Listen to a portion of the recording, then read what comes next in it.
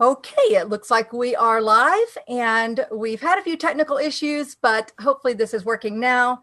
Please let me know if you can see us and hear us. Please let us know in the comments down below where you're coming in from. I'm Gina Carr. I'm your host for BitMinutes TV, and we are delighted to have you here. There we go. Okay, is it looking good now? You can see it now? Yes, ma'am. Fantastic. All right. Well, I know you guys have been waiting, but in the big scheme of things, how amazing is it that we have tools that will allow us to broadcast around the world? And every now and then they don't work quite right, which is why we're a little bit delayed today. But let's get right into it because we have a fantastic guest. Today is the update with the CEO of BitMinutes, Tom Meredith, who's coming to us live from BitMinutes headquarters in Atlanta, Georgia. Tom, tell us how are things in the BitMinutes world today? Could not be happier. Things are going very well, and we're here to share what's going on as much as we can publicly, as well as to answer any questions that people have, primarily from our Telegram and Twitter feeds. Okay, terrific. Well, you guys, please let us know where you're coming in from in the comments below. And if you're so inclined, please share this. You can see the share button, and it's great to let other people know that you're out there and that you think BitMinutes is great, interesting, that you want to know more about it. That will help us bring more people into learning about BitMinutes. And of course, we have a lot of questions that have been asked in various places, Telegram groups, private emails, Facebook and Twitter, different places. And so we are going to get to just as many of those questions as we can today. And with that, Tom, one of the hot questions in Telegram was actually, what is your favorite food? So let's start with that. Fish of any kind I think was the proper answer. In fact, I just stocked up on fish after being on the road quite a bit. A lot of good fish in Southeast Asia where we just came back from too. So sometimes you're not quite sure what you're eating, but I'm pretty sure it was fish most of the time. Okay, I know what you mean. Sometimes you just don't know what you're getting. Well, and then the second most popular question is, Friday we got a notice that the ICO has been extended. So can you explain that a little bit? What's going on there, and what was the reason for the extension? Yeah, certainly. Now, we did a thorough search as to where we could issue our tokens with legislation in place, where we wouldn't have to be worrying about what may or may not happen. The states obviously still have not come to grips with how to treat cryptocurrencies in general. Singapore is down the road, Switzerland's down the road. Then one of our associates said, "Hey, you ought to look at Liechtenstein." We went over there. We found a very crypto hospitable organization and jurisdiction. We found that the banks there were willing to hold crypto on our behalf. And we were able to actually purchase an existing ICO that had not been able to put their technology together, which got us to market a lot faster, gave us an existing company, gave us an existing bank account, which would normally take anywhere from 6 to 8 weeks to put together. We retained one of the main lawyers over there, Thomas Nageli, and he has basically been, coordinating with, advising the government of Liechtenstein as to how to approach cryptos. We obtained a legal opinion. I think it was the first week of May by the time they got it done. We do have a lot of moving parts. We are an existing company. So they had to take a lot of that into account. Just got an update from them today. So it's been around a month that basically said that the FMA, the Financial Monetary Authority of Liechtenstein, is still reviewing our crypto. Again, we're trying to do this the right way. And if you try to do the right thing with governments on a brand new technology that has financial bearing to millions of people, they want to get it right. We want to get it right. And therefore the delay. Now, because of the delay, we can't do what they call a token generation event. And because of lack of token generation event, we decided that we might as well leave the ICO open to allow other folks to come in and participate, because once we do get the permission, we will cut off this first tranche. We will launch tokens, smart tokens, as we like to call them, here, and get the first tranche out in trading. And then that will give liquidity to both ourselves as well as to some of the buyers of BitMinutes at this point, which is what everyone's looking for. Okay, terrific. Well, a very popular question has been, what about the soft cap? Has the soft cap been met? Can you tell us that? Yeah, no, we reached the soft cap some time ago. That's, again, the reason we lowered it was to be able to get this first tranche out the door. This is going to be a continuous process of raising capital to meet the needs of the lending needs of the 2 billion people we are targeting. So it's going to be an ongoing process. This is just the first tranche. Obviously, we care about what the price does. We want to manage the tokens that are there to be able to, let's say, do what we can to obviously meet the market demands for tokens, and we will basically do so accordingly. It's in our best interest to have these tokens be available, which is one of the reasons why we priced it at 2 cents on the ICO. We want people in third world countries to be able to have multiple tokens and not just necessarily 0.0001 Bitcoin in their pocket, or to be used for lending or to transport. It gets confusing to a lot of people when you start talking in multiple decimal points. So that was one of the reasons why we priced it at 2 cents. And again, what the price does after that, it's up to the open market. We're simply going to be using BitMinutes to enable lending and to enable free money transfer on a global basis. But BitMinutes themselves have to stand on their own because it's something that we can't, again, we as a company have to let stand on itself according to being labeled a utility token. So we're trying to meet, again, all the ramifications, all the legal issues. We're trying to make sure that we adhere strictly to the law. And right now it's out of our hands. So we're just simply waiting for Liechtenstein to come back and approve our utility token. Okay. Well, we jumped right into it. And I know a lot of the people that are watching this already have expressed interest in BitMinutes, and some of them have already invested and, bought coins. For those that are newer to BitMinutes, some people maybe will just be learning about it for the first time. You mentioned the 2 billion that is the target market. Can you explain just a little bit more basically about BitMinutes? Let's take a step back. Yeah, the whole concept of BitMinutes, it's real simple. It's nothing but prepaid phone time, and that is represented by a token. BitMinutes has been under development and up and running for a number of years. So we're kind of the unicorn. I don't mean by unicorn $1 billion cap at this point, but we're the rare beast that actually has working technology and has had working technology for a number of years.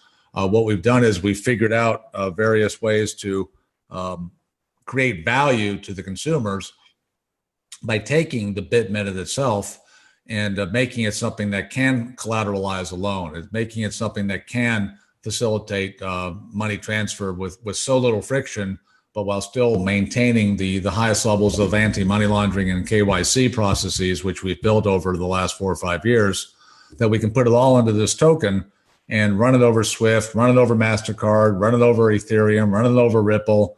We're looking at Stellar right now. So it's based on ISO, or international standards, banking standards, is where we're getting a lot of our the basis for building the token itself.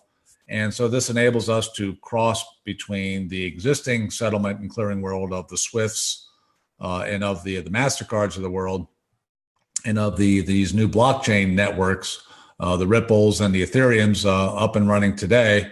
And of course, again, we're looking at Stellar because of what they're doing with IBM. So we believe we've created the perfect world from a technology perspective to move value between phones, 4 billion phones, and we can address 4 billion bank accounts.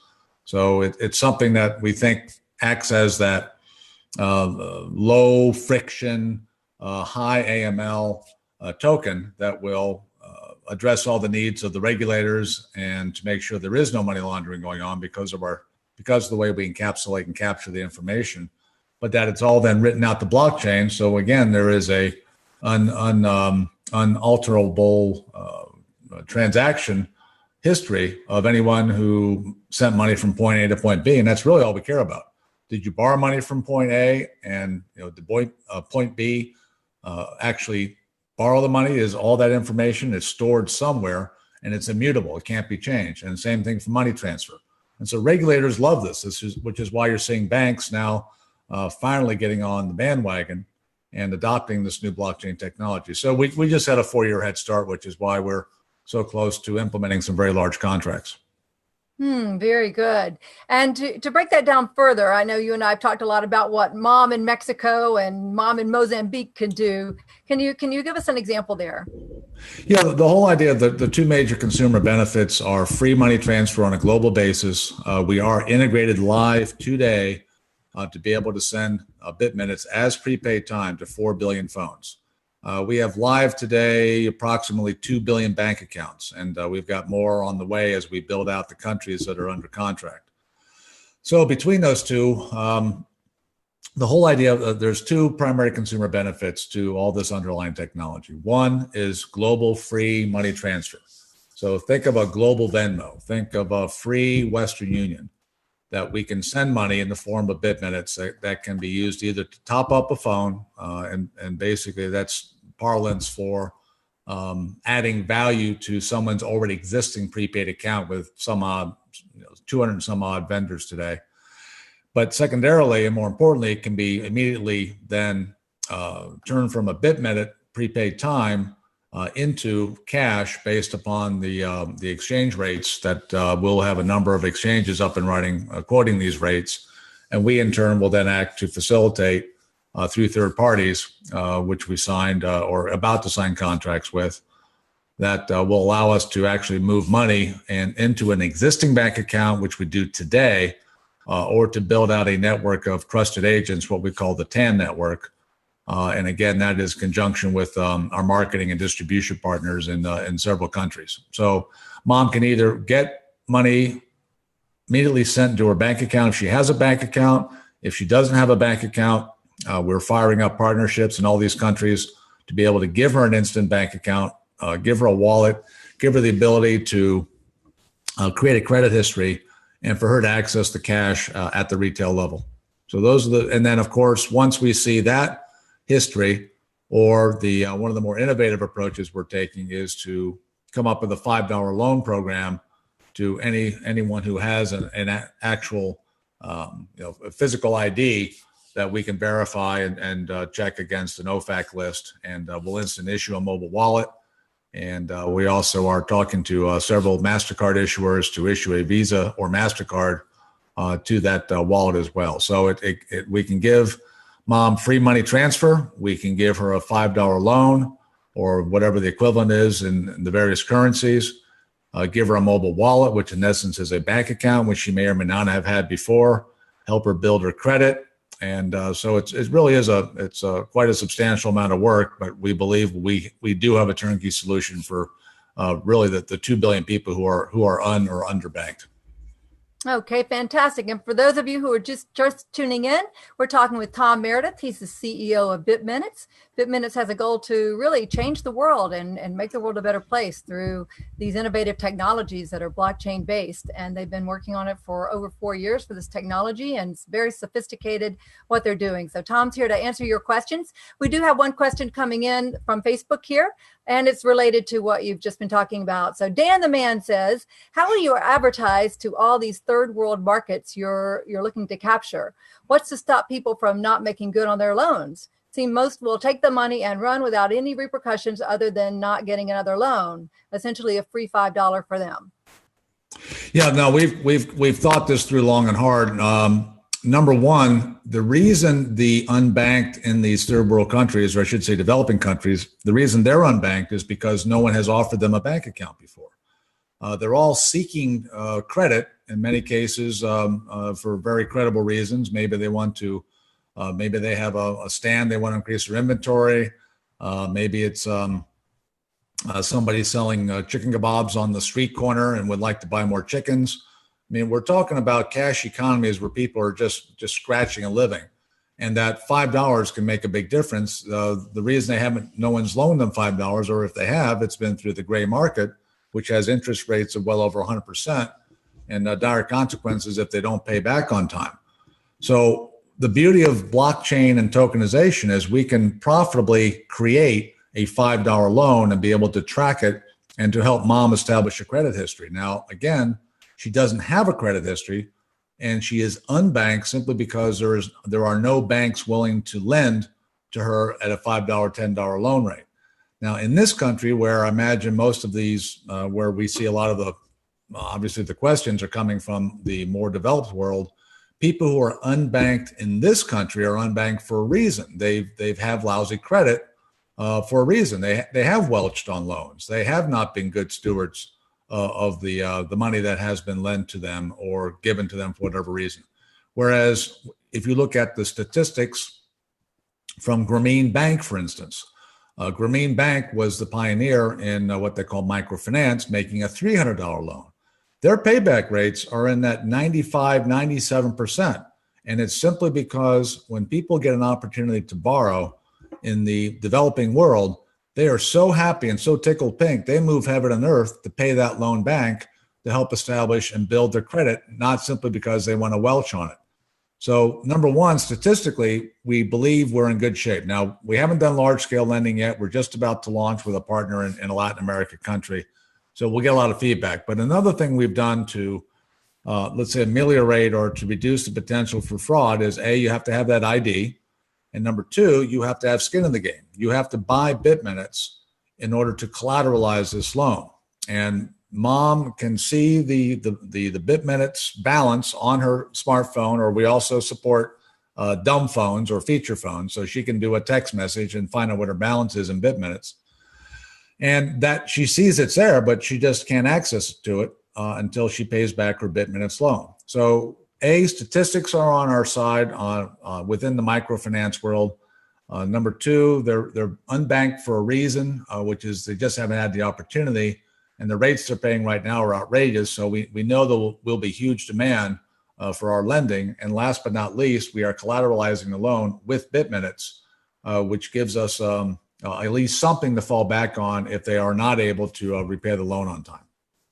Okay, we're going to jump to some of our questions in the Telegram community in just a minute. But before we do that, on a related note here, Thomas Ronnie Lobb in the Facebook group wants to know when these microloans will be started. You alluded to that, but what is your expectation? Well, we had to change the app quite substantially to enable to include loans. We've had a BitMinutes app previously, so we're on version 2.0, and that is going into a beta. I believe the mid-June was the last discussion we had this morning at our team meeting.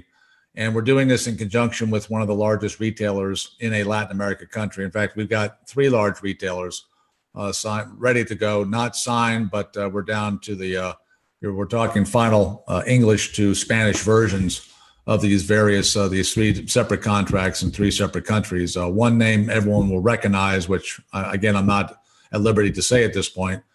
But the other 2 are some of the largest retailers in the second and third respective countries. And we should have the first documentation signed on that this week. So we'll be able to announce and release this information as we go along. But we've had to make substantial changes to the app itself to be able to enable lending.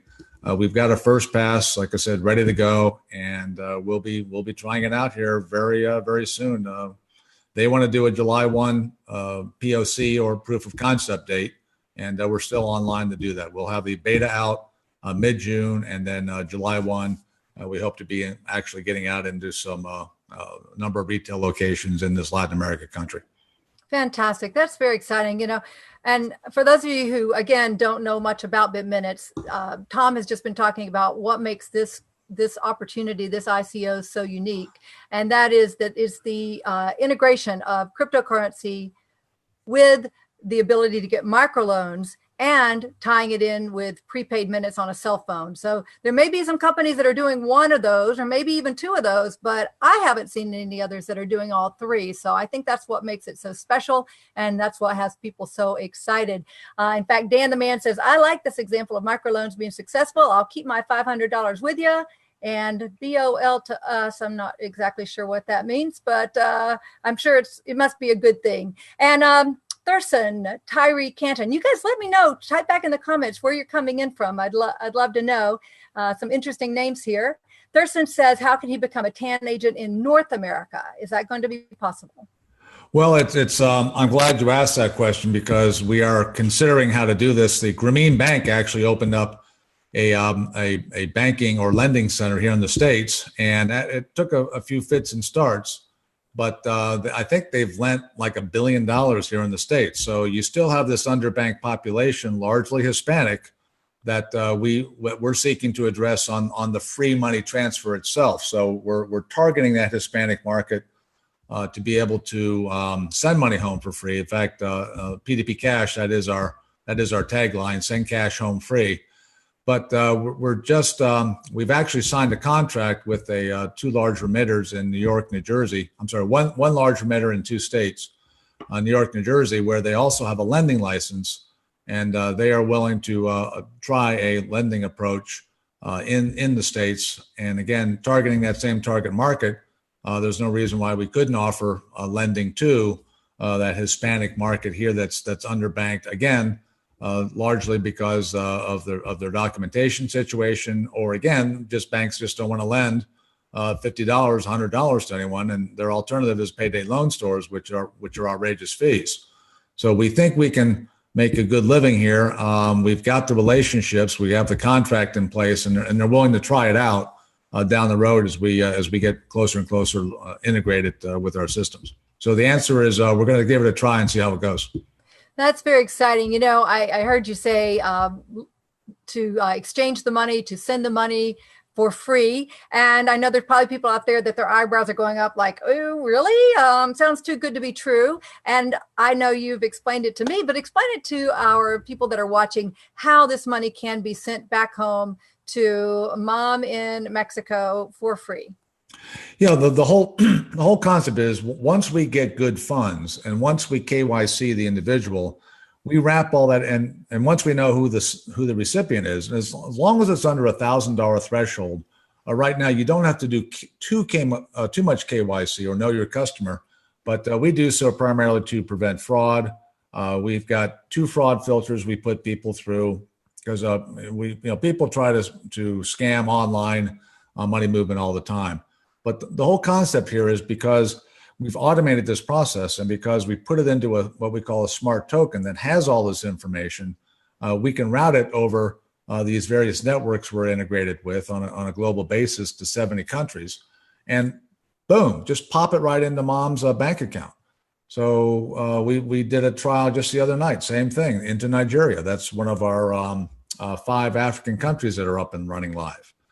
So sender, once we verify the funds are there almost, once we verify we've got the funds, we can make the funds appear in mom's bank account almost immediately. And if she doesn't have a bank account, we'll send her notification to her, could be her $20 phone that is not a smartphone, and that will tell her, hey, you've just received $100, go find a TAN agent. Or if you're able to take a selfie and take a picture of your ID, we can create a bank account for you on the fly, especially in Mexico, and put the money right there. And then you could basically just walk in any bank and get that money out with proper documentation.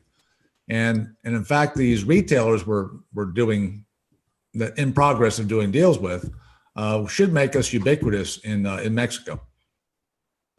Okay, fantastic. Well, you guys, I see that there's a lot of you out there that are watching. Please let us know that you're here. Again, we love to see where you're coming in from and your comments. And so please let us know.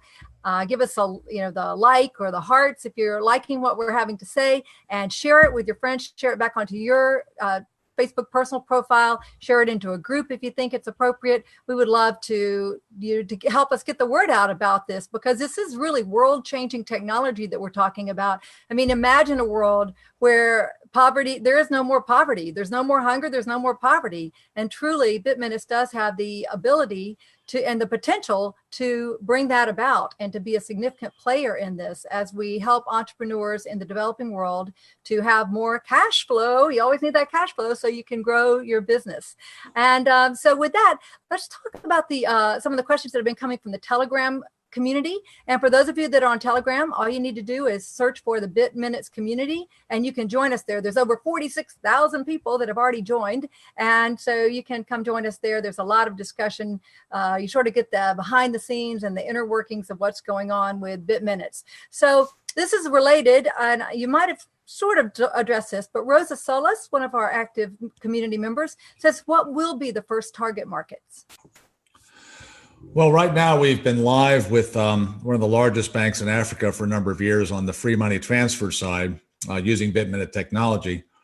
But the largest single corridor of money transfer in the world is U.S. to Mexico.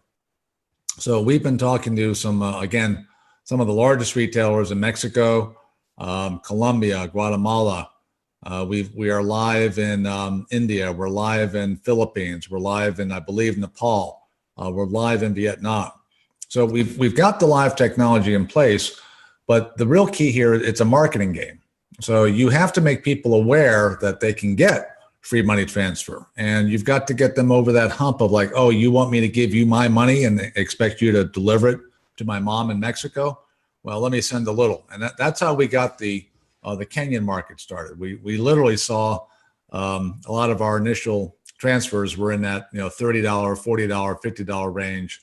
People just trying it out, and then when they saw that the money was there almost immediately, we're now up, I think, to like a $300 average send from the U.S. to Kenya. So we anticipate the same thing in Mexico once we start getting, more aggressive in marketing and letting people know, hey, you can do free money transfer.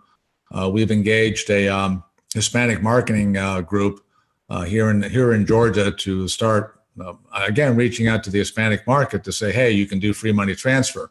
Now on the flip side, we're going to be doing the same thing with these retailers that we are entering these contracts with, where they will do the marketing. They will put a sign up in their stores that says free money transfer and or also guaranteed lending.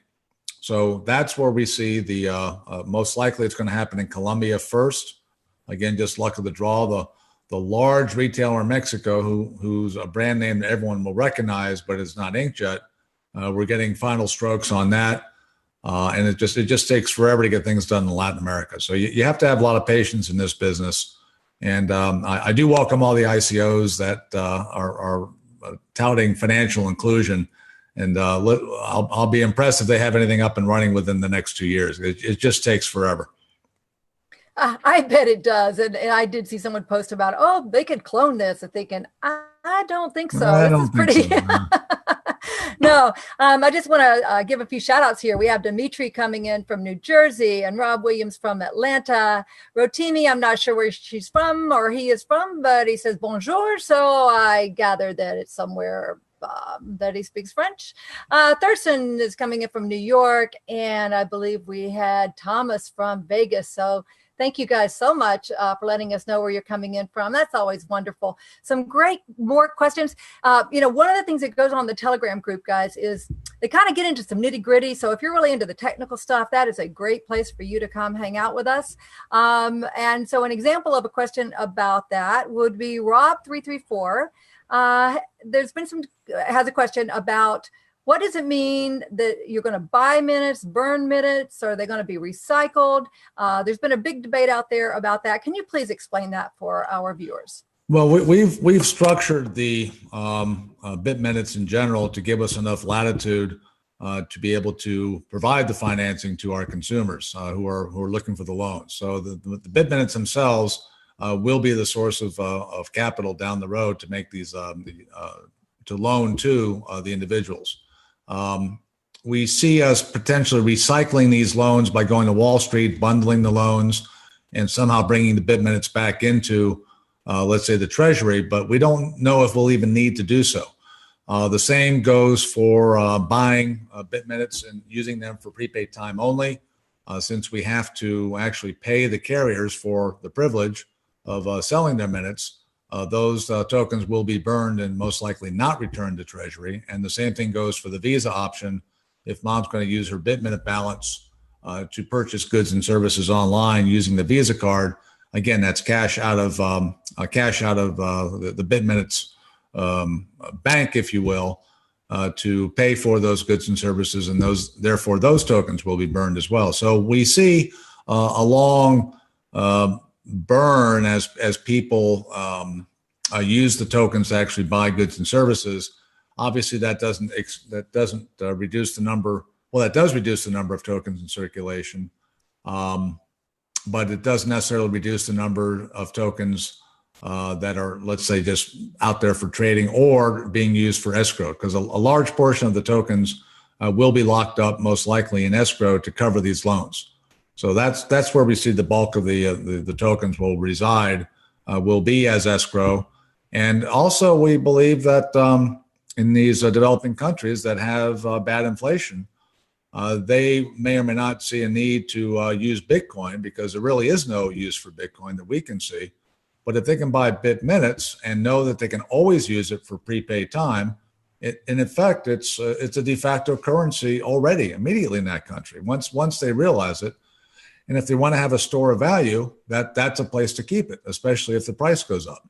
So it's a win-win situation. They know there's value to it, and if they see a BitMinute appreciating against their local currency, they're going to be inclined to keep that on hand as a means of saving versus their own fiat currency in that country. Again, I'm making no guarantees. I'm just saying that if we do this the right way, we will see more and more people tucking BitMinutes away as a means to save money. Okay. Well, Rob334, also in the Telegram group, asked a question about what's the difference between large national and large corporate contracts? And they've seen and heard talk about both. So what's the difference? And just explain that and give us what you can tell us about what's under negotiation right now.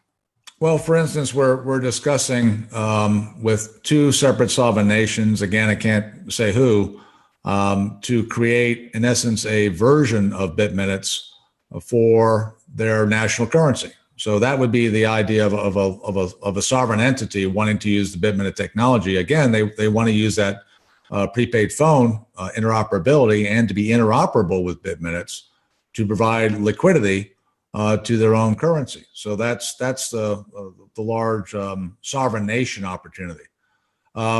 We've also got several corporations who are these potential joint venture partners in these various countries who either want to, again, just buy BitMinutes in bulk, which is what we're having that discussion about in Latin America, or in some cases, white label or private label BitMinutes, which is, again, another contract that's this close to being signed with a well-known name in the African community, because they like the fact that we're already up and running in several countries. They like the fact of the ability to use BitMinutes to buy prepaid phone time in all those countries. And then we've got various countries who there's entrepreneurs that say, hey, we'd like exclusivity. So those are the three main large potential opportunities for us. Large retail distributors that would buy in bulk, entrepreneurs that want to own a country. We've had people talk to us about, hey, I want to own Brazil. Hey, I want to own the Philippines. Hey, I want to own some of the Dutch countries. So there is just a matter of one of these guys stepping up and writing a large check. And so we're kind of keeping some of this initial tranche in place for them, because we are in these discussions and negotiations. So that really is, it's almost, there's sovereign, there's white label, and there's distribution / entrepreneur partner. So it's almost breaks down into three separate buckets of potential large buyers. Okay. Well, we're going to be wrapping it up soon. So if you guys have any more questions, please post those in the comments below. And with that, we've got a couple more questions. Phil Matthew in the Telegram group also was saying, what are the BitMinute marketing goals after the ICO? I think you've touched on that a little bit, but please explain. Yeah, it's pretty simple. It's marketing. All the technology is done. The new app is, like I said, in alpha right now, going to beta here in a couple of weeks. From here on out, it's just getting the word out, free money transfer and guaranteed lending. So every country will be slightly different in terms of what the interest rate we can charge. There are usury laws in all these countries, but there's also the gray market. So each partner in each country has a different risk profile as to what they can or cannot do, or what they will or will not do. And we just have to abide by that and let them do the marketing, because they are the ones that have the local feet on the street. We're the technologists. We're the guys who came up with the idea. And we're also have created this global standard based upon ISO on one side, on the banking side, and then the fact that we can tokenize and put the transactions out to the blockchain therefore giving everyone security that when Pedro gets a $5 loan from Jose, that we know it was Pedro, we know it was Jose, we know it was $5, we know the date and time, and that's out on the blockchain. So it's been tokenized, it's been date and time stamped. So it takes away all this, well, I didn't say that, or he said, she said type of deals. So we are the providers of that technology. It's up to our marketing partners to help us get the word out about the two major benefits: global free money transfer, global Venmo, and the ability to get a $5 loan. Just make sure you've got some ID that we can make sure that you're not a bad guy and that we can track you if necessary down the road. Okay. All right. Very good. Well, our final question is from Michael Rubin. Two questions actually. What is the projected coin amount being released, and what is the expected market cap? Projected, what was the first question? Coin amount being released. What is the projected coin amount being released, and what is the expected market cap? Yeah, we're talking, I believe it was 34 million, or no, it's 3.4 billion, which at 2 cents gives us like a $68 million market cap. So compared to some of these guys that have done these crazy ICO raises where in some cases, there's not even a business model that we can detect. If somebody says, hey, my ICO transaction rate is 100 million a second. Great. That's fast. It's super wonderful.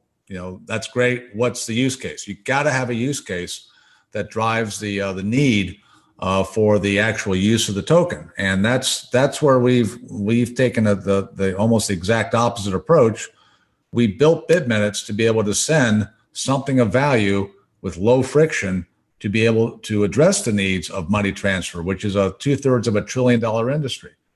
Prepaid time in and of itself is 2/3 of $1 trillion industry, and on average of the 4 billion phones that are prepaid, and which means you have to buy your minutes. And again, this is a concept foreign to most Americans. You have to buy your minutes in advance. When you run out, your phone stops working. It's very efficient. You don't have to, you don't get a free iPhone and a year contract just by signing your name. That's not the way it works. But of those 4 billion phones, on average, there's $10 trapped in that phone. So that's 40 billion of lending that if they use BitMinutes, they would have access to $40 billion of their cash with the ability to borrow against it. So we did the exact opposite. We just didn't look like, hey, what really cool thing can we do with this technology? We've been trying to solve major financial services problems for the unbanked, which free money transfer, again, does that, and guaranteed lending does that as well. So the market cap is small compared to many of our brethren in the ICO space.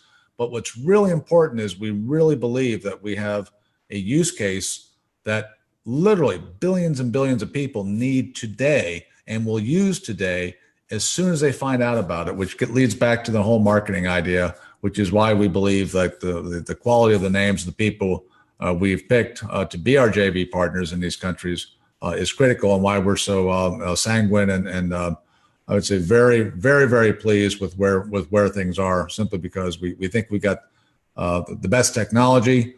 It's been tested over 4 years in conjunction with a large bank in Africa, Equity Bank, and that we've got the right partners, especially in Mexico. In fact, we might have multiple partners. We're not giving an exclusive down there, but our viewers will definitely recognize the one big name. Probably not any of the other names unless they live in Guatemala, or if they live in Guatemala or they live in Colombia, they'll definitely will hear of these other partners. But for the most part, we will be ubiquitous. We will have a sign that says BitMinutes here, free money transfer, guaranteed lending in Spanish, in Latin America, and Tagalog in Philippines, and various languages in India. We have a footprint in India that's going well as well. So all in all, we just have we've got a great global standard that will basically address the financial needs of many, many millions of people. And I know something that a lot of our viewers and fans and investors have been interested in as well is the team. And you guys, just hearing all the complexities here of the market opportunity and the technical aspects of this, I'm sure you can appreciate the fact that that Tom has an engineering degree from Stanford and an MBA from Harvard. And so that's what makes him the perfect, I think he calls himself a plumber. Tom, why do you call yourself a plumber? Well, I'm just a mechanical engineer, and we like to move things around and be efficient. That's really been the genesis of this. I've been involved with eCash for the longest time. I wrote a patent describing a smart contract to a T well over a decade ago. Couldn't get the patent office to do it, so it's just picking away at it, just plumbing. Oh boy, that's terrific. Well, with that, let's wrap things up. Tom, tell us, what do we need to know from this point? Give us your closing remarks as far as what do we need to be thinking about in terms of BitMinutes right now? Well, just stay tuned on the Telegram site. That's where we're going to be. Really, that's where we have the most people, and so it's time and cost effective for us to communicate there. We do have a Twitter feed, Facebook as well, but Telegram is where we have the most people, with over 40,000 people interested in what we're doing. And so if join the Telegram site, as soon as we get these contracts inked, we'll be putting press release out, of course, but Telegram will be the most likely place where you'll hear it here first. We've got a contract sitting on my desk with a major exchange. We've got 2 or 3 other exchanges that we're in negotiations with. So the exchange issue is really not an issue. It's there. There's lots of exchanges out there, but as long as you've got one that's reputable, then people will be able to buy and sell BitMinutes, of course, very relatively easily. For a crypto. And we're trying to do a good thing for a lot of people, and that's what's going to drive the price of BitMinutes will be determined by the marketplace. But the way we've structured it, we believe that millions and millions of people will want to buy BitMinutes, and there's only going to be so many out in the market. So again, I'm not going to say our legal team tells us make no warranties or guarantees about price, but all I know is that the way supply and demand works, you've got a lot more demand for a fixed supply. The price will do what the price will do. So, there's a lot going on, and like you said, it's very complicated. But we've got the technology figured out. That's been the hard part, and we've got the contracts in place, which is even harder in many ways. Now we just have to finalize those contracts and implement. But implementation is right around the corner, and there'll be a lot of good news here coming shortly. Well, terrific. And with that, that's a good place to wrap it up. I'm excited to see what happens next with BitMinutes, because it's just been really wonderful to learn about this company and the fantastic ways that they're trying to change the world, make it a better place, eliminate poverty, help so many people to receive money, to borrow money, and to use their prepaid cell phone minutes, which is fantastic. If you guys like this, and I hope you do, please give us a like on Facebook, give us a thumbs up or heart, share it onto your personal profile, share it into your groups, bring people into the BitMinutes ICO, and bring them into our world, because the more that are here, the better it's going to be, and the more opportunity there is to help people around the world. With that, let's call it a wrap, and we appreciate you guys joining us very much. Thanks so much, everyone. We'll try to do this on a more regular basis as well. Fantastic. Thanks.